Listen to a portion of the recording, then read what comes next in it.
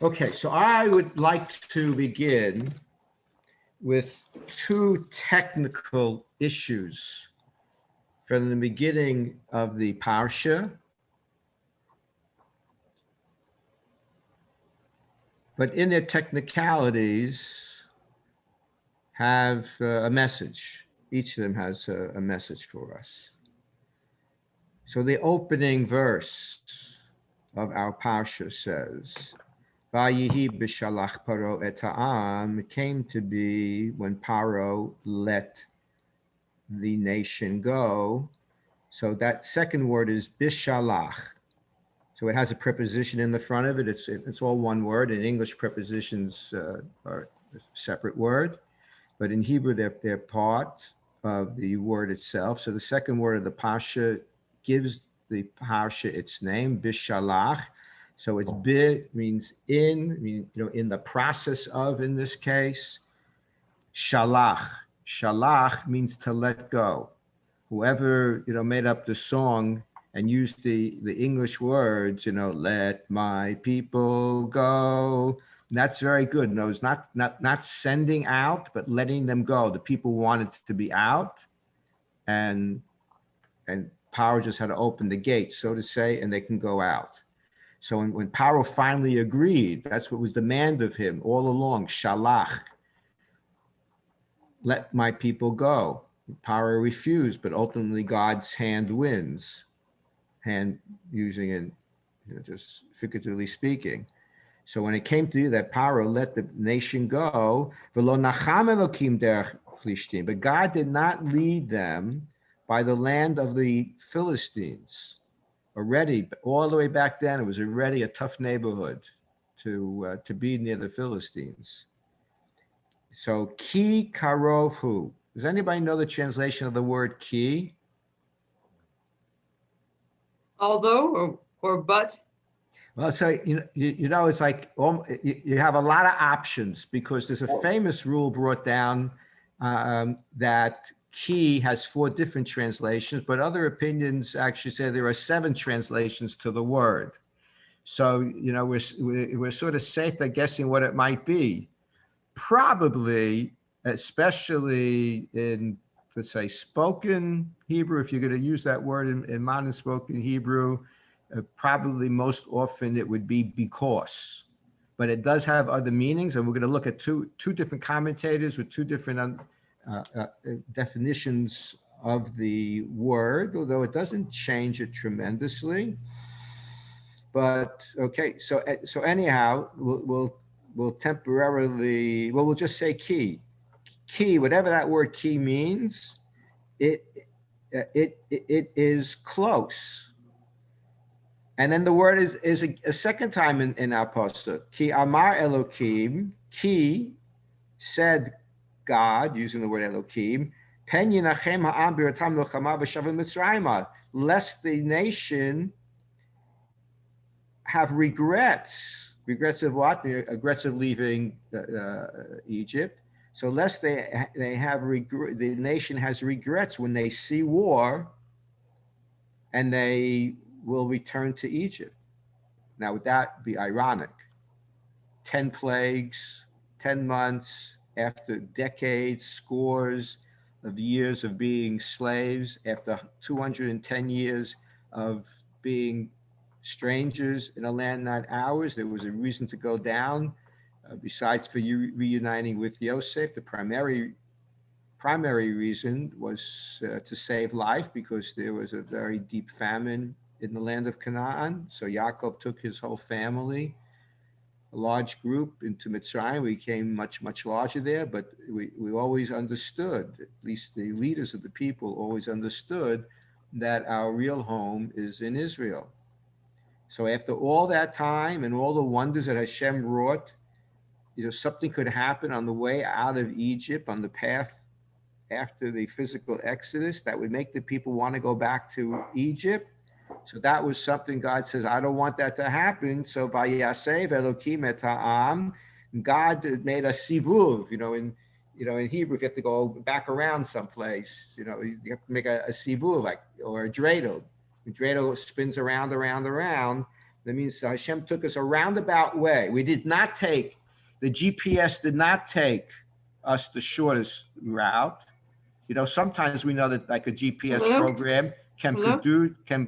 produce a route. Yes. Just Rebecca, if you're talking to Yes. somebody else, please, can you please mute? If the GPS Yes.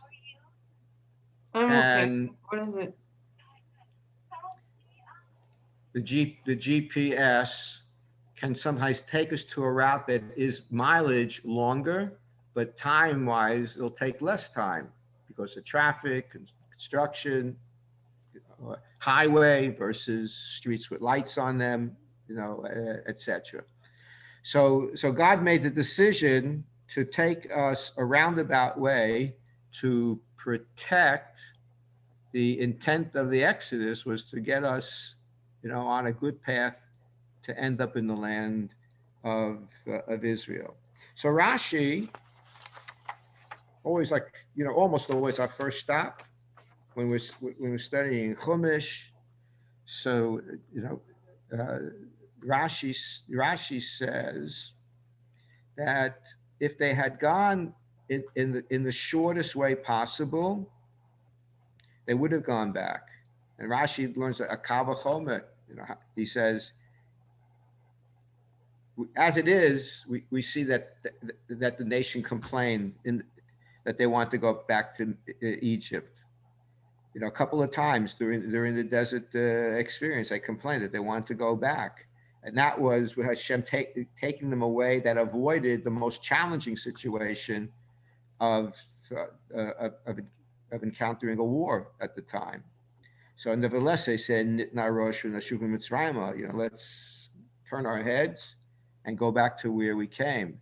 So if God tried to make life easier for us and take us in a less challenging way, the people want to go back, how much more so, alachat kama v'kama, would they have wanted to head back? So Rashi is clearly using ki as the word because. It's that. So the pasuk says, God did not take them via the land of the Philistine because it was too close, meaning it was too close to Egypt. It was too close to get back to Egypt. Making myself a note there. So the Ramban has a little different spin on it.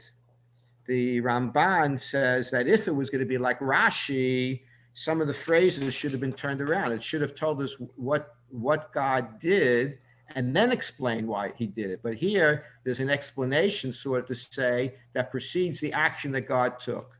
So because of that, the Ramban says that the word ki here means asher hu karov, that it would have been logical. Normally, it would be logical to take the shortest way. Save time, save gas, save what the people didn't yet know, that their clothing and their shoes wouldn't wear out even after all the years they spent in the desert. Why travel longer? The desert is hot. All those reasons and many more. So you would have thought, that it is close, and you would think it would be good to go that way, but God knows better. So we learn from here that what strikes the eye, our brains, as being a better route, is not always true. And we also see that Hashem does us a favor in explaining some of his actions here. So many people lament, I can't understand why God let this happen. We're never going to understand a lot, if not most, of God's actions. But here God's telling us, listen, I had a logic to what I was doing. If we gave this over to a trip advisor, so that trip advisor would have mapped out the shortest path. But I know that would have been a lot worse, even though things weren't perfect in the reaction of the Jewish nation, but it would have been a lot worse had they taken the shorter but more difficult route. So we have to have confidence. Hashem gave us that little insight to help us feel secure in knowing that Hashem has our best interests in mind. But it's also interesting that why didn't God just make a miracle and make the other nations too busy for war?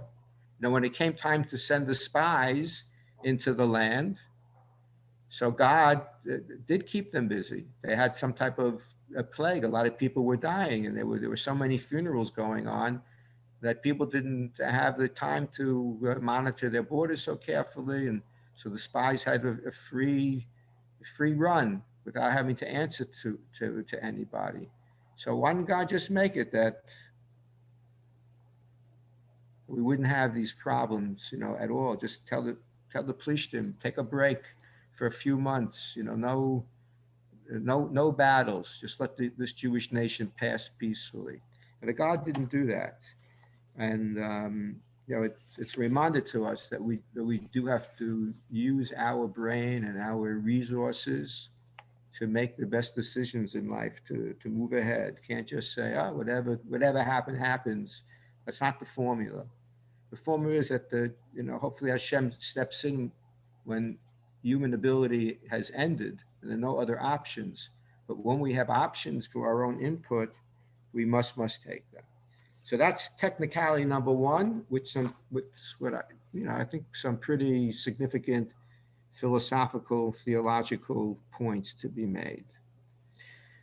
The second one comes just a little bit later, at the beginning of the Parsha, and it's actually at the end of the second verse of the Parsha. No, that's not true. 1 second.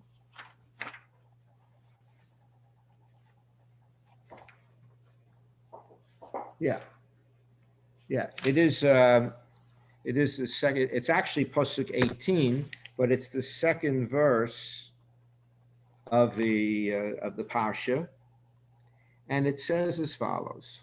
Okay, we'll backtrack a little bit. We referred to the beginning, but we'll share the whole pasuk now.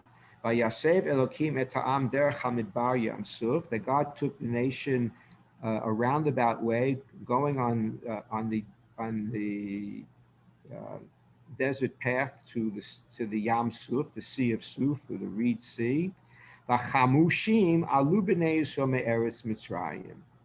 And this word chamushim is the word that we have to discuss, but whatever it means is in this state of chamushim, B'nai Yisrael, the children of Israel, went up from Eretz Mitzrayim. That's what they did on their exodus out of Mitzrayim. Now, B'chamushim, Rashi brings two different explanations for chamushim, and it's right at the beginning of his commentary, and he's rather emphatic about what he says. Ein chamushim ela mizuyanin. Mizuyan. Does that word strike any kind of familiar chord? I think it must be related to like Birkat HaMazon. Rabbi, where are you? I'm in verse 18, and I'm reading Rashi and relating parts of Rashi from verse 18. About the word arms? So in the English translation that you're looking at, Rebecca, and probably that most of us, if we would pick up our Chumash, most would translate that word as armed, and that's what Rashi is saying. Oh, you're questioning. Just like food sort of gives us, our ability to survive. So weapons that sometimes have to give us the ability to survive. So Rashi says that this word chamushim means to be armed. You could ask the question, so why does it say mizuyanim? Why doesn't it just use a much clearer language? Like if you looked at the word chamushim, and especially if it didn't have any vocalization to it, as in the Torah scroll, there's no punctuation, no vocalization. So if you looked at it, we would probably look at the root word, and we would think that it's from chamesh, that it's from the word five, but it actually has a meaning of the chamushim. It's very clear in the book of Joshua. Now Joshua is the person who's actually fulfilling what was supposedly part of Moses's mission. I mean, I think God knew from the beginning it wasn't going to be, but we thought, when you first read the story, we thought that Moshe is going to take us across the Jordan River into the land of Israel. But that task is actually given over to Yehoshua. And in the first chapter of the book Yehoshua tells us that it's mentioned, and you will cross the Jordan armed. It's very clear that the word chamushim means to be armed in that case. And Rashi says that because God had to take them around about the way, and but eventually they'd have to go into Israel and have to fight. So he made sure that they had armaments with them as well. But Rashi gives a second answer. Rashi says, you know what?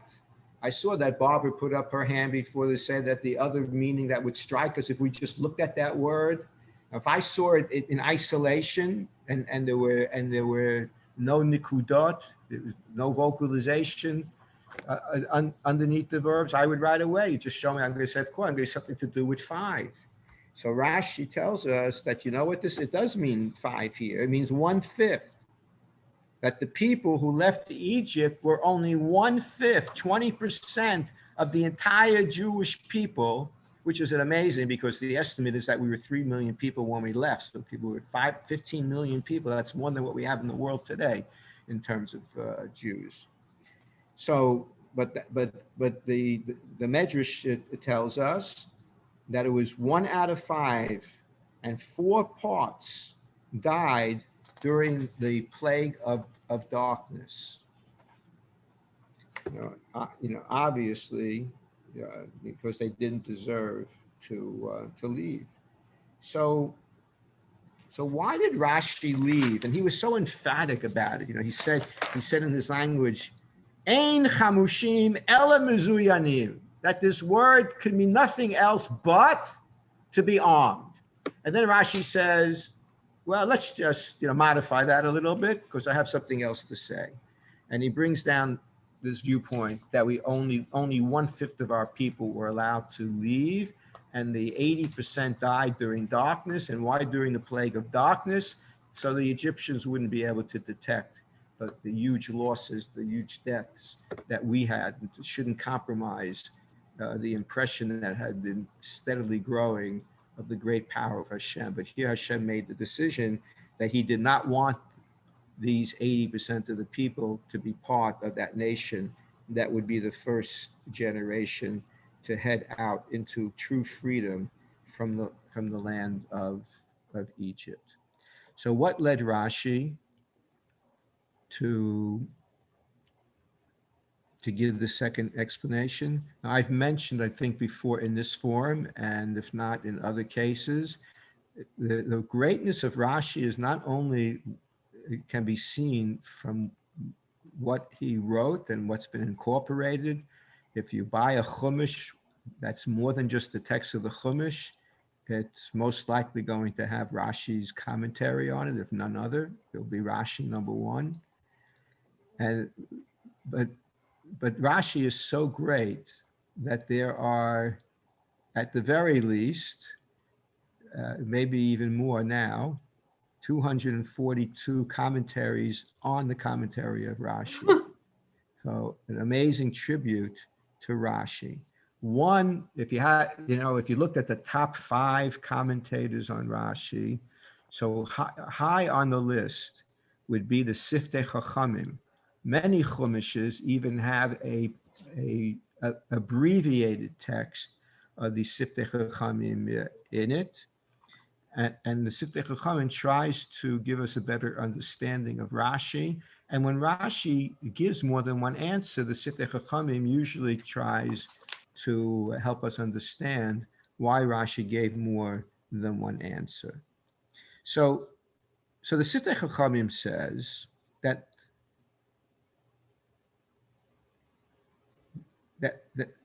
his first comment is that the proof text, which was taken from the book of Yehoshua, of Joshua, is not really a good proof, because there was no other way that the word chamushim could be understood there. They were crossing the Jordan. They were going into a country occupied by multiple other nations. They were going to have to fight battles. There was just really no room to explore other meanings of that word. So the proof text is weak, says the Sittei Chachamim. But he adds something else. And now I'm going to put you to work a little bit, okay? I'm going to read you again the verse. It's verse 18. So if you have a chumash in front of you, you can look it over again. And let me read that verse. And you tell me if there's anything at first glance that might seem to be unnecessary in the verse. So here goes. Vayasev Elokim et ha'am derech hamidbar yam suf, that God led the nation in a circuitous path to the desert and the Reed Sea. Vachamushim, let's take it as, well, okay, all right, let's take it as armed for right now. Vachamushim alu b'nei Yisrael me'eretz Yisrael, that the children of Israel went up armed from the land of Mitzrayim. Anything strike you as maybe any word or words that we might be, or maybe even letters that we might be able to drop? Are there any synonyms in that verse? The answer is yes. Now you find that what might be proposed to be synonyms in that verse. You can unmute yourself and tell me, or you could write it on dark letters on a piece of paper and hold it up to your screen if you would find that easier.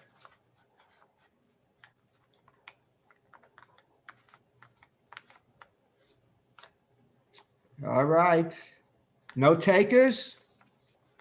No. You guys gonna owe me big if no one's venturing a guess. So there are two different ways that the Jewish people are referred to in that verse. What are they? In Hebrew, Israel and Chamushim. What? No, well, Chamushim means armed, but Bnei Israel is the nation. And is in Egypt repeated? I don't have the chumash in front of me, but. Vayasev Elokim et ha'am derech hamidbar yam suf chamushim alu b'nei Yisrael me'eretz Mitzrayim. Well, Am and Bnei Israel are and like Bnei Israel. synonymous. Right, that's it. So I mean, they're not identical words, but it's references to the nation. One uses the generic word nation, and one is using our personal name, Bnei Yisrael. So the Siftei Chachamim says is that if this word meant armed, you shouldn't need to have a second reference to Bnei Yisrael. He also says, although truthfully I'm not as clear how to explain it to myself and then by extension to you, but that in Hebrew where it says vachamushim, and they were armed, that vav at the beginning, Siftei Chachamim says, could be dropped. If it really meant to be armed, it could be dropped. But the reference that the Bnei Israel could be dropped, is amazing, because it already says that God took the nation in a roundabout way, and just say it, vachamushim alu me'eretz Mitzrayim. That one word vachamushim has the verb and its subject. So means they were armed.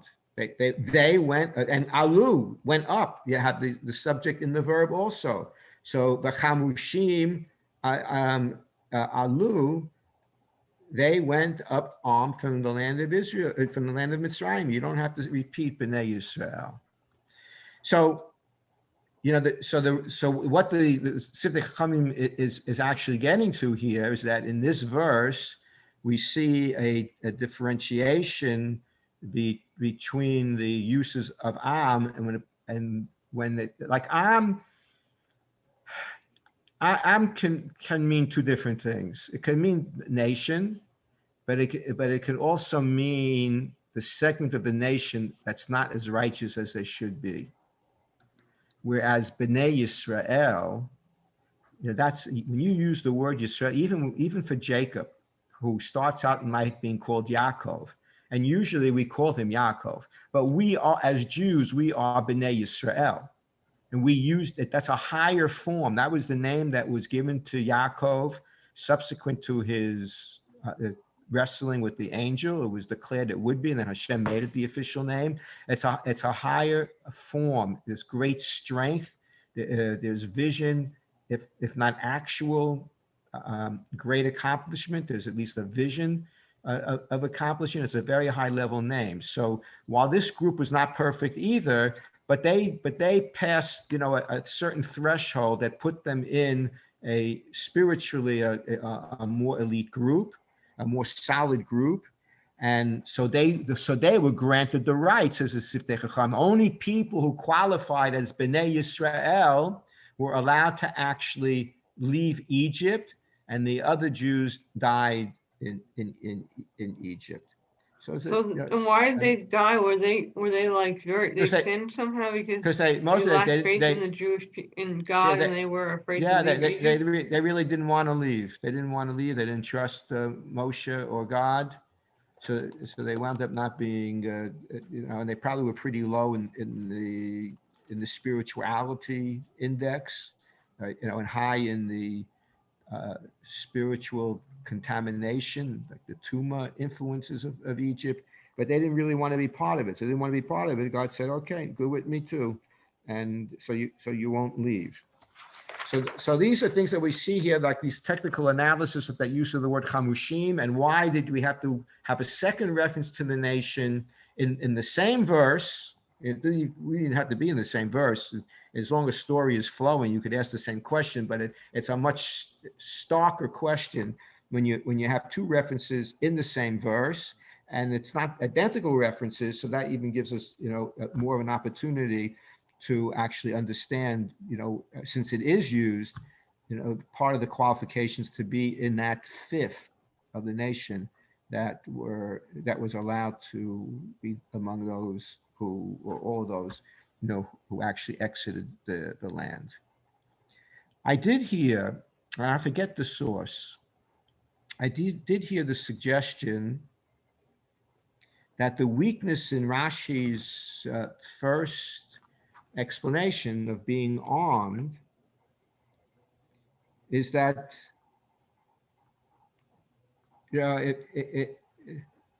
if there was so much fear that we would be turned off to war and we want to run right back to Mitzrayim, so what use would there be for Bnei Yisrael to have weapons? I mean, I guess one of the rational answers truthfully could be because, at some point they would need the weapons, so they were more easily available in Egypt than they would be in the desert. But the question is still a good question. At least at the moment, if you're taking the nation in a way to avoid battle, and even by Amalek, that's at the end of this week's Parsha, that battle was really fought on spiritual forces. It's Moses on the top of a mountain with his hands high up in the air, he praying to Hashem, reminding the people to be praying to Hashem. It was definitely, as long as Moses's hands were raised, we were ahead in the battle. And if Moshe put down his hands as they were getting tired, we started to lose. So his brother Aaron and his nephew Hur held his hands up all the time, so he didn't have to have that energy and strain on his own.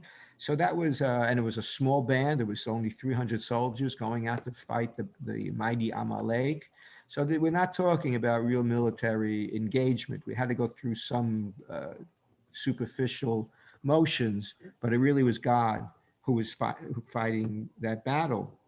As Moshe tells us, actually, that God's going to fight our battles when that's the necessary mode to take. So, but it's a good question in the immediate. It's like if Bnei Yisrael were not qualified to fight, and I mean they weren't allowed into any military training programs in Egypt. So if they're not going to be allowed to fight, why do they need the weapons? And I would just like to respond to that question, saying that as human beings, we sometimes do feel ourselves able to accomplish a task that we might not have all the resources that we need. Now, sometimes that could be good if it inspires us to acquire those resources, if it makes us think, maybe even to temporarily hesitate until we get things more in order.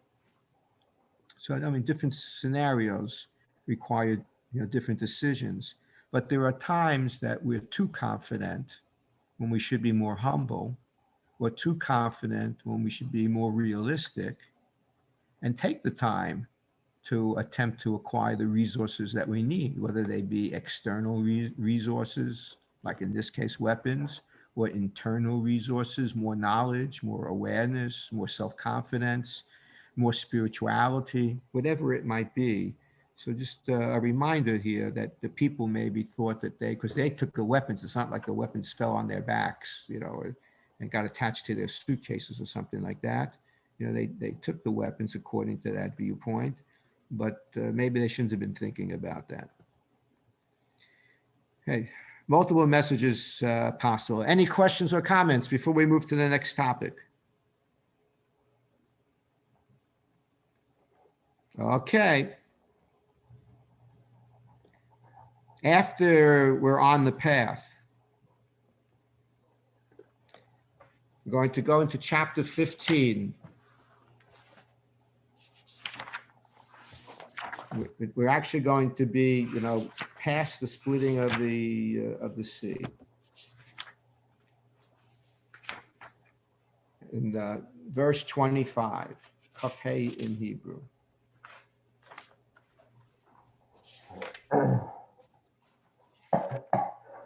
So we leave the sea and we travel. What verse? I'm going back a little bit to 22 right now. Okay. Verse 20, chapter 15, 22. You're saying, okay. So Moses, chapter 15, verse 22? Correct. So Moshe causes the nation to start traveling again and leave the Yam Suf. Chazal said he had to force them because there are a lot of jewels. The Egyptian chariots, the horses in particular, were bedecked with valuable jewelry. We got a lot of material assets at the shores of the sea. So there were still things left to be gathered, or at least to be anticipated. So we didn't want to leave, but Moshe forced us to leave and get on the way. And we went into the desert of Shur, and we went 3 days in the desert, and we found no source of water. So what do? What does Bnei Yisrael do when they need water and there's no water? Well, what should we have done? We should have prayed. What did we do? We complained. And they complained against Moshe and said, "What are you going to drink?" And there was like a lot of pressure there because Moshe, like, by Yitzhak, he had to cry out to Hashem and to do something about it. They found water, but it was bitter water, so they couldn't drink it. And Hashem says, so after Moshe cries out for God's help, Hashem showed him a branch, And Moshe threw that branch into the water, vayimteku hamayim, and that branch made the bitter waters become sweet. And then ends the pasuk saying, Sham Samlo. In that place, God placed for this nation chok umishpat. V'sham nisahu, and gave him some experience in Jewish life. But what is mishpat? Mishpat is law, civil law. Every decent society has civil law. Some of them take it from us, but at some point, I'm not going to say they can come up with the same system that we have on their own, but it's understood if you want to have a society that can live in peace and people can get on with their lives, you have to have a set of laws. You have to have judges. You have to be able to enforce laws and judgments. So that's mishpat. And chok, what do we say chok usually means or always means? It's at least in isn't like stringency? No, that's to be machmir or chumrah. But so what is a chok might feel like a stringency. You know why? Because a chok, which we usually translate as statute, but it means it's a mitzvah that seems to defy human logic. So what are these mitzvahs that we had? So Rashi identifies them as dinim. Dinim means laws. That would be mishpat. So right in our pasuk, we have after Parshas Beshalach comes Parshas Yisro, and after Yisro comes Mishpatim. So Mishpatim has a lot of the civil law in it. Another name that we use for a courthouse, and we do use Beit Din, but we also use Beit Mishpat. Shoftim are judges. So anyway, so Mishpat means this civil law, which means it's easy to understand the purpose of those laws. But a chok, and according to anyways, let's go backtrack a drop. So after the mishpat, the Hashem also gave us law Shabbos. Now Shabbos, it might not be something that people would invent on their own, although in modern society we would think about it. Because although even so, even in modern society, the fact that people have, Sundays or Saturdays off, it was usually a 6-day week, if not a 7-day work week for people. But even those who had 6 days work weeks, so they were off on Sunday because that was considered to be the Sabbath of the majority of the population, which was not Jewish. In whatever country you want to pick. So maybe society would come up on its own with a sabbatical concept, maybe not, but we can understand it. We can understand it just on a more superficial level of wanting some time to ourselves to unwind, not having other responsibilities that are demanding, and other people ask us to do things. The professional work responsibilities, but we also can understand it from a religious point of view, to acknowledge God's creation of the world, to submit ourselves to the decrees of Hashem. We can make sense out of most of Shabbos, if not all of Shabbos. But the other example that Rashi says of what was given at Marah, that there were three mitzvahs. So one was to have courthouses, laws. One was to observe the Shabbos, and the other was para aduma, the red heifer. Also been in the news a few times in the last couple of years, because I think in New Jersey now there's a farmer that has 1 or 2 cows that appear to qualify, may qualify for the red heifer. Very hard to get a halachically kosher red heifer. But what do we use that red heifer for? So in the time of the Beit HaMikdash, if someone became spiritually defiled by contact with the dead, then the purification would be from ashes of a burned red heifer mixed with some water, that would be part of the purifying process. What's particularly perplexing about this, I mean, you might say, why do ashes and water make somebody pure? So that would be, a valid question. But even more perplexing is that when the right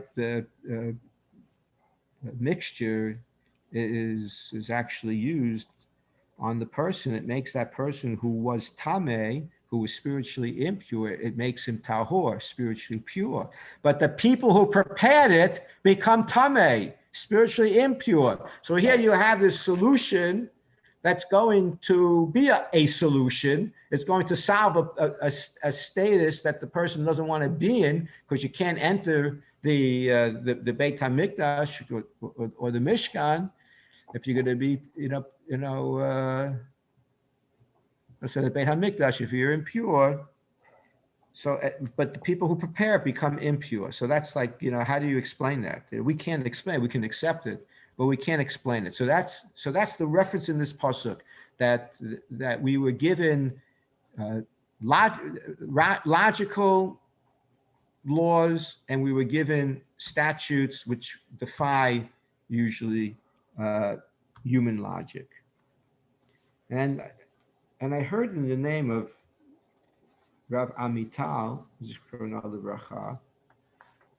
who was a longtime leader, Rosh Yeshiva in Israel. Who was that? Rav Amital, Yeshivat Shalavim. So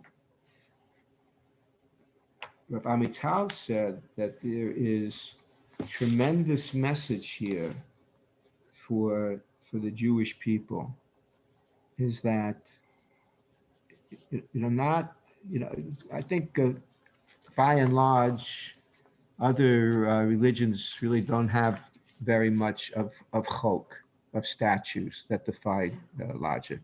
Some of them don't have that many commandments of action, at all. But they tend to be logical requirements that at least people want to take time out to study them and to learn them, will be exposed to the logic that went behind them. But that we, as the Jewish people, have to be prepared to have a blending of laws. There are laws that we could readily make sense of.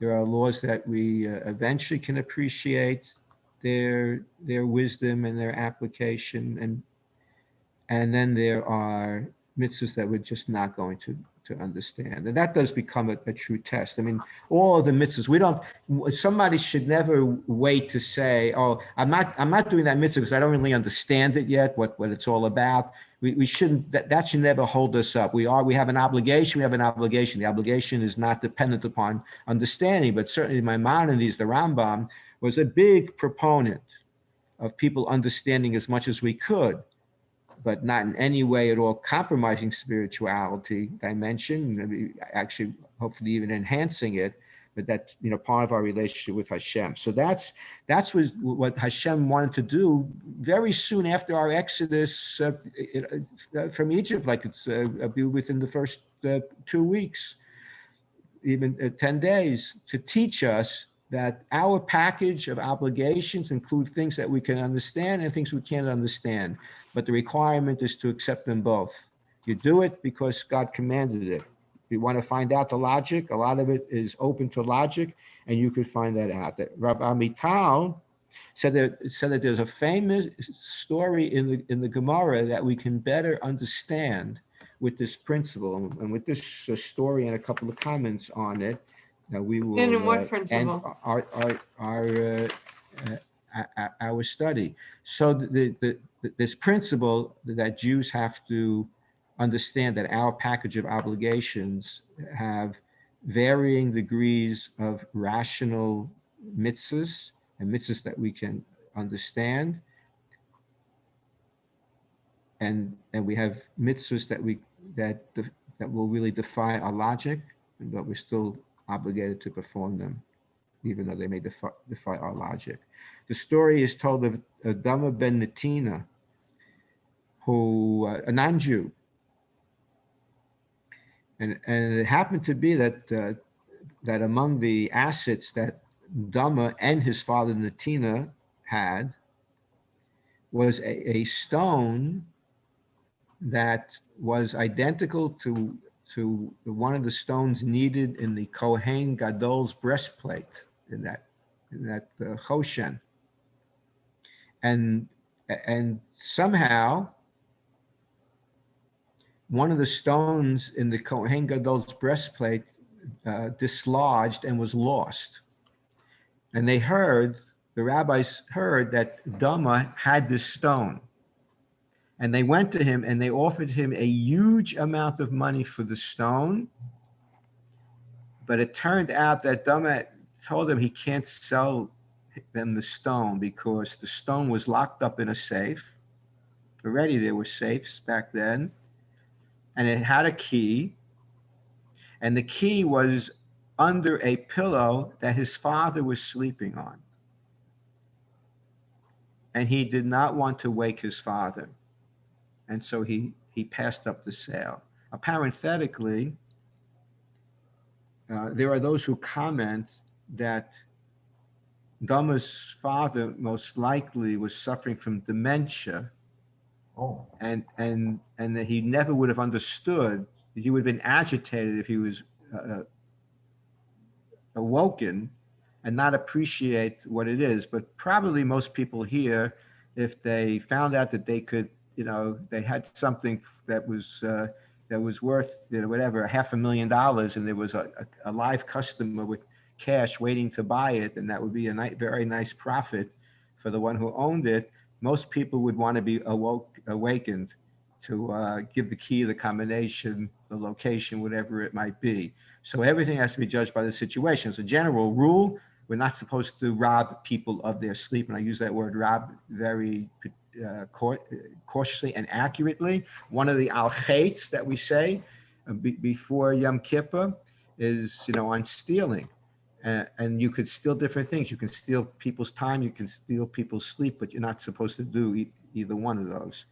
So Dama would not wake his father to get the key, and the rabbis couldn't wait, so they found another source to get that stone. A year later, Dama had a red heifer, a para aduma. The para aduma was worth 10 times. If that stone was worth $500,000, this was worth $5 million. And the rabbis came and they inspected the para aduma, and they gave it their heksha. It was kosher. It was a bona fide red heifer para aduma. And they offered him the $5 million, whatever the sum was. Just an example I'm giving, I'm being consistent. They offered him the $5 million, and he said to them, just pay me $500,000 for what I missed last year, which they did. But it's not usually the way negotiating goes, right? I can consult with my attorney. Ron, it's not the way negotiations usually go. If the offer is $5 million, the counter offer is not usually $500,000, correct? Okay, so Rav Amital explained Dama's hesitation is that kibud ava'im, respecting one's parents, and yirat ava'im, revering them, and not waking them up when they're sleeping, if they wouldn't want to be awoken. He understood, and he was, he cited as being a model of respect for parents. But he couldn't grasp what this para aduma was all about. in his religion, there's no such thing like that. No such an irrational commandment, irrational mitzvah in the human mind. And he was an honest man. He was an honest man. And he didn't feel that he would be honest if he took money for that para aduma. He couldn't rationalize it. He had to be able to rationalize everything. And so he told the rabbis, listen, I can understand that I deserve a reward for not waking up my father and passing up that deal to sell you that gemstone that I would have made a very nice profit on selling it to you for $500,000. But I understand that I'm entitled, to that, and that's what I'll take for the cow. He couldn't grasp the concept of this chok of the para aduma. But we as Jews must. We have to have the attitude towards every mitzvah that even if we don't understand what the mitzvah is, I don't understand it, it doesn't make a difference. We have to do it. All the mitzvahs that can be understood, we should strive to, we should study, we seek input, and we should understand as much as we can. But understanding never relieves us of our obligation. But there will be mitzvahs that we don't understand. Maybe some of them only temporarily, and some for our entire lives. But that's who we are as a Jewish people, and that was set in this week's Parsha. That's who we are. That's the package that we accept, even though the rest of the world, it might be difficult. Any questions or comments? So I'm going to wish you all a Tu B'Shvat Sameach, and there's still time to take some personal note with eating some fruits,